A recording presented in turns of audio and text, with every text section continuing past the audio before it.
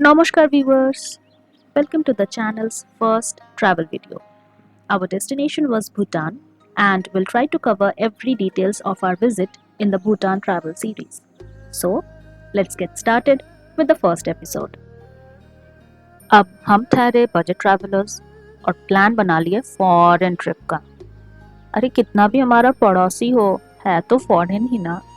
और entry permission के लिए अच्छे खासे पैसे खर्च होने वाले थे हमारे। लकीली हम वेस्ट बंगाल और उड़ीसा से हैं, इसीलिए हमें फ्लाइट नहीं लेनी पड़ी और बस 400 रुपये पर हेड में हम कोलकाता से हासीमारा पहुंच गए। भूटान में बाय रोड या फिर ऑन फुट प्रवेश करने के लिए 4 एंट्री पॉइंट्स हैं, जिनमें से 3 हम एक्सेस कर सकते हैं। तीनों के नाम हैं जयगांव फॉयत्सलिंग बॉर्डर, गेलेफू और सामद्रुप जोंकर। अब जयगांव फॉयत्सलिंग बॉर्डर जो है वो मोस्ट प्रेफरेबल एंट्री पॉइंट है, क्योंकि यहाँ आसानी से पहुंच सकते हैं और यहाँ परमिट भी इजीली मिल जाती है। जयगांव या जयगांव पहुंचने के बहुत सारे उपाय हैं। अगर आप फ्लाइट से आ रहे हैं, नियरेस्ट एयरपोर्ट है बागडोगरा, आप वहां उतर के कैब करके आ सकते हैं। 3 से 4 घंटे लगते हैं। आप अगर बस से आ रहे हैं, आप शिलीगुड़ी उतरिए, शिलीगुड़ी से आपको कैब भी मिल जाएगी या फिर वहां से बसेस भी चलते हैं लोकल पीपल के लिए, वो भी आप आसानी से पकड़ सकते हैं। और अगर आप ट्रेन से आ रहे हैं हमारे तरह, हासीमारा उतरिए। हासीमारा स्टेशन के जस्ट बाहर आपको बहुत सारे ऑटो वाले मिल जाएंगे, आप ऑटो करके डायरेक्ट जयगांव पहुंच सकते हैं। और हाशीमारा से जयगांव पहुंचने का लोकल तरीका है शेयर ऑटो। पहले पकड़िए 10 रुपए, वो आपको एक बस स्टॉप पे उतारेगी। बस स्टॉप से बस लीजिए जयगांव के लिए 20 रुपए पर हेड और पहुंच जाइए। कोलकाता से हासीमारा के लिए सिर्फ एक ही डायरेक्ट ट्रेन है, कांचन कन्या एक्सप्रेस 13149 डेली चलती है। शियालदह से रात के 8:35 को खुलती है और हासीमारा पहुंचाने की निर्धारित समय है अगले दिन सुबह 11:05। हमने अगस्त 9 को ट्रिप स्टार्ट किया। जैसे तैसे ट्रेन पकड़ ली। इस बार चलो किसी की ट्रेन छूटी नहीं और बस हॉकर्स की चाय, कॉफी, पानी बोतल सुनते सुनते पसर कर बैठ गए। इंडियन रेलवेज की जर्नी की एक अलग ही एक्सपीरियंस है, वो तो हम सभी मानते हैं, है ना। और सस्ती तो बहुत है। बीच में हमें ये खूबसूरत सा बोलपुर शांति निकेतन स्टेशन दिखा। Oh, ito VIP lounge. Nice. Whoa. Noise. Nice. Nice. Wow. फिर क्या, रात को सोना ही था। सुबह जब उठे तब तक हम नॉर्थ बंगाल पहुंच चुके थे। नज़ारा बहुत अच्छा था, वेदर भी अच्छा था, ठंडी ठंडी हवा चल रही थी। शिलीगुड़ी जंक्शन तक ट्रेन एकदम पक्के टाइम पे हमें पहुंचा दी। शिलीगुड़ी जंक्शन में उसका हॉल्टिंग टाइम है 15 मिनट, क्योंकि वो वाटर रिफिल करता है। लेकिन गड़बड़ वहीं से शुरू हो गई। 15 मिनट की जगह हमारी ट्रेन 30 या 35 मिनट रुक गई और फिर वहां से शुरू हुई ट्रेन का लेट होना। हर एक स्टेशन में रुक रुक के हम गए।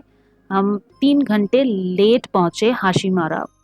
पूरा फ्रस्ट्रेटिया के हम पगलागिरी भी करना शुरू कर दिए थे। देखिए, पहुंचते पहुंचते गर्मी भी बढ़ गई और हमारी भूख भी। हाशीमारा उतरने के बाद हमने लोकल लोगों को फॉलो किया और पता लगा कि हमें लाइन क्रॉस करके दूसरे तरफ जाना था ऑटो पकड़ने के लिए। हम चलने लगे, लेकिन आप देख ही सकते हैं हमने किस तरीके से लाइन क्रॉस किया। हालांकि ये इलीगल है और वहाँ और कोई ऑप्शन नहीं थी।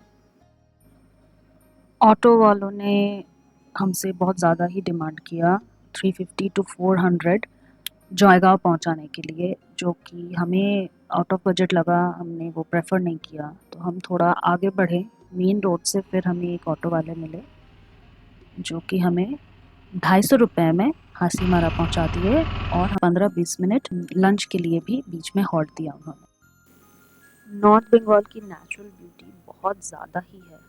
आप ऐसे भी अगर राइड पे निकल जाओ तो दिल बहुत खुश हो जाता है।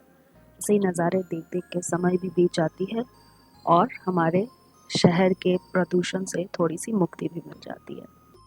ये है शील तोरशा नदी, जो कि भूटान से इंडिया आती है।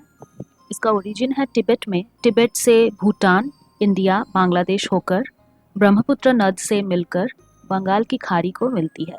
हाशीमारा का बेस्ट होटल है, जो कि राइस होटल है with proper sitting arrangements and very clean, वो है कैपिटल होटल। हमने वहीं पे खाना खाया। बेसिक थाली जो हमने लिया था वो 120 रुपये पर थाली है।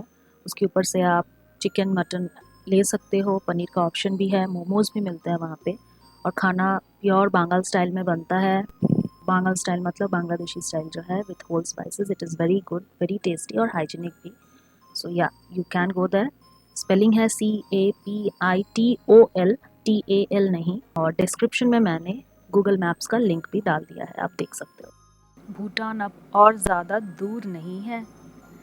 विभूतिभूषण बंदोपाध्याय का एक बुक है चांदेर पहाड़, ये वाली जगह हमें टोटल उसी की फीलिंग दे रही थी। ये रहा भूटान गेट, पर ये गाड़ियों के लिए है। इमिग्रेशन ऑफिस के लिए हमें रोड क्रॉस करके दूसरे तरफ जाना है, वो भी काफ़ी मशक्क़त के बाद। और आप जैसे देख सकते हो एक दीवार है, दिस इज़ द बॉर्डर, और बाकी लेफ्ट साइड में हमारी मार्केट्स हैं। आपको कुछ अलग नहीं लगेगा कि आप बॉर्डर एरिया में खड़े हैं, इंटरनेशनल बॉर्डर है, कुछ अलग नहीं, नॉर्मल सा मार्केट जैसा होता है वैसा ही। गेट नंबर 3 से एंट्री होती है आईडी कार्ड्स दिखाने के बाद। भूटान में Indian voter ID, passport allowed है और माइनर्स के लिए बर्थ सर्टिफिकेट। ये रहा गेट नंबर 3। ये रही इनकी ऑफिस, जहाँ पर हमें एंटर करते ही देनी पड़ी टोल टैक्स 10 रुपए प्रति इंसान की, जो कि भूटान एंटर करने वाले हर एक इंसान को देनी पड़ती है, चाहे आप भूटान के नागरिक ही क्यों ना हो। इनका इमिग्रेशन ऑफिस कितना खूबसूरत है देखिए, और बहुत साफ सुथरा। और यहीं पे हमारी बटर मैडम आगे आगे कमर मटकाते हुए चल दी। इमिग्रेशन ऑफिस में भूटनीज बैंक के एटीएम्स अवेलेबल है, लेकिन इंडियन करेंसी हर जगह चलती है, तो हमें करेंसी एक्सचेंज की ज़रूरत नहीं है। आप वहां पहुंचने के बाद 2 लाइनें हैं, एक है टूरिस्ट एंट्री, दूसरा है जनरल एंट्री। हमें टूरिस्ट एंट्री में जाना था, और जनरल एंट्री उन सैकड़ों लोगों के लिए जो रोज बॉर्डर क्रॉस करते हैं दोनों तरफ काम वगैरह के लिए। वैसे इंडियंस के लिए उनका जो बॉर्डर सिटी है फोर्ट सिलिंग, वो भी अवेलेबल है just to roam for the day. आप सुबह जाइए, वही हमारा 10 रुपए वाला टोल टैक्स वो देकर पूरे दिन घूम के आप शाम तक वापस आ जाइए। वहाँ टूरिस्ट के लिए गाइड मैंडेटरी है, इसीलिए घुसते ही हमसे पूछा गया, Do you have guide? Right? Yes, but he is like on this side. अब तक तो आप समझ ही चुके हैं कि हम किसी एजेंसी के थ्रू नहीं गए थे, क्योंकि उसमें खर्च भी ज़्यादा होती है और आप अपने हिसाब से बहुत कुछ नहीं कर पाते हो। हमने अपना रिसर्च किया, मेहनत लगी थोड़ी सी, उसके बाद सारे अरेंजमेंट्स खुद से ही की। गाइड और कैब भी हमने पहले से ही बुक कर ली थी, जो कि हमारा सुबह 9 बजे से ही इमिग्रेशन ऑफिस के बाहर वेट कर रहे थे। अब इस खूबसूरत इमिग्रेशन ऑफिस को देखते देखते भूटान एंट्री के मैंडेटरी डॉक्यूमेंटेशंस सुन लीजिए। फर्स्ट तो आपका आईडी है, इधर आपका पासपोर्ट या फिर वोटर आईडी कार्ड, यहाँ आधार कार्ड नहीं चलता है, और अगर माइनर है तो बर्थ सर्टिफिकेट। पासपोर्ट में 6 मंथ्स का वैलिडेशन होना चाहिए। और सेकंड है ट्रैवल इंश्योरेंस। हमने पॉलिसी बाजार से ओरिएंटल का 7 दिन का इंश्योरेंस लिया था, जो कि हमें 350 रुपए पर हेड पड़ा। आप इमिग्रेशन ऑफिस से भी इंश्योरेंस ले सकते हैं, पर उसमें आपको 500 to 600 रुपीज पर हेड पड़ सकता है। और मन की शांति के लिए डॉक्यूमेंट्स का एक एक फोटो कॉपी रख सकते हैं अपने पासपोर्ट साइज फोटो के साथ। पर यकीन मानिए, उन्हें हमारे शक्लों में कोई इंटरेस्ट नहीं है, वो खुद ही इतने खूबसूरत है। हम इंडियंस को फिर सस्टेनेबल डेवलपमेंट फी देनी पड़ती है, जो कि है 1200 रुपए पर हेड पर नाइट। और फाइनली एसडीएफ के पैसे भर के हमारे पासपोर्ट पे थप्पा लगा के हमारे इंडियन टाइम 4 बजे हम ऑफिशियली एंटर किए भूटान। ये थे हमारे कैब ड्राइवर, बहुत लंबे। और ये रहा immigration office, pedestrian terminal. Guide ने हमारा स्वागत एक एक मैंगो ड्रिंक से किया, और फिर हम निकल पड़े थिम्फू की ओर, जो कि फोइटसलिंग से 147 किलोमीटर्स की दूरी पे है, और जिसे तय करने में लगभग 4 घंटे लग जाते हैं। Thimphu the kingdom of Bhutan का कैपिटल सिटी है। पहले वो पुनाखा था, फिर 1955 में वो शिफ्ट हो गया टू थिम्फू। तकरीबन 7 साढ़े 7 बजे हमने डिनर किया। रेस्टोरेंट का नाम था the dam view restaurant, and फिर से निकल पड़े फॉर थिम्फू। भूटानीज लोग अपने कल्चर को बहुत इम्पोर्टेंस देते हैं। आप देख सकते हैं स्कूल यूनिफॉर्म्स तक भी उनका ट्रेडिशनल वेयर ही है। इंडियन टाइमिंग रात के 10:30 बजे हम अपने होटल पहुंचे। देख सकते हैं हमारे सारे लगेजेस वगैरह सब भीग चुके हैं, इतनी बारिश हो रही थी। थिम्फू में हम होटल शांति देवा में रुके थे। Pretty good hotel. ये क्लॉक टावर के बिल्कुल ही नज़दीक है। Clock tower centre of the city है और इसका नाम हमें मिला था टीसीबी के मेल आईडी पे मेल करने के बाद। तो टीसीबी भूटान का टूरिज्म बोर्ड है। हमारी क्वेरी थी कि टीसीबी अप्रूव स्टेज क्या क्या है, उसके लिस्ट हमने मेल किया। मेल के रिप्लाई में उन्होंने हमें होम स्टेज और होटल्स दोनों के लिस्ट भेज दिए थे। सब कुछ डिस्क्रिप्शन में है, you can have a look.